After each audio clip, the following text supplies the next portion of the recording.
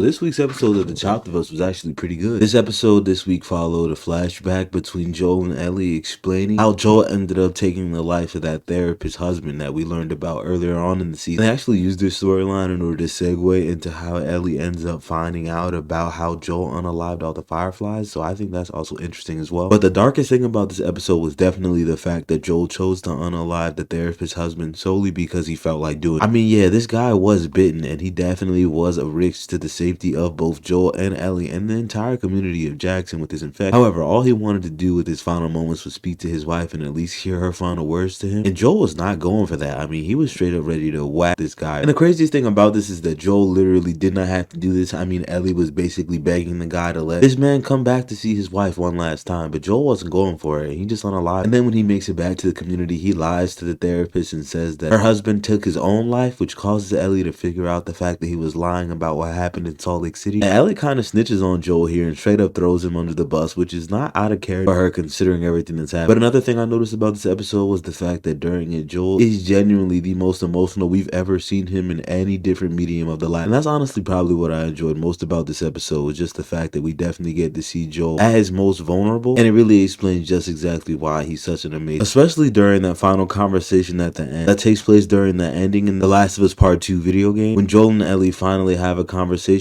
but they actually merge this conversation with another moment in the game where Ellie finds out that Joel lied. They have both of these moments happen in the same exact instance, which I guess is sort of a more flow into the realization and conversation for Ellie. But I really love that they changed the dialogue here from the game. I didn't like how they changed the line where Joel says if the Lord gave him another chance at that moment, he would do it all over. Simply because I believe Joel saying it exactly like that definitely magnifies the power behind the decision he made, even though he's aware of the fact that Ellie will hate him at. But they do have Joel tell Ellie that he loves her here, and I really appreciated that because we've always known that these two characters have that father-daughter bond and a love for one another. So it really does feel good to hear them reaffirm it in canon. And it definitely does go to show you that Joel was not in the wrong for making the decision that he made. I mean, any parent would do the same thing. And I love the fact that Joel tries to rationalize this decision to Ellie because it is true that she won't understand until she's in the position to where she has a child that she loves and protects and cares, to where she would literally sacrifice the world for them. So Joel is definitely not in the wrong, regardless of how y'all feel. Whether you're a supporter of Team Ellie or Team Abby, I really love this edition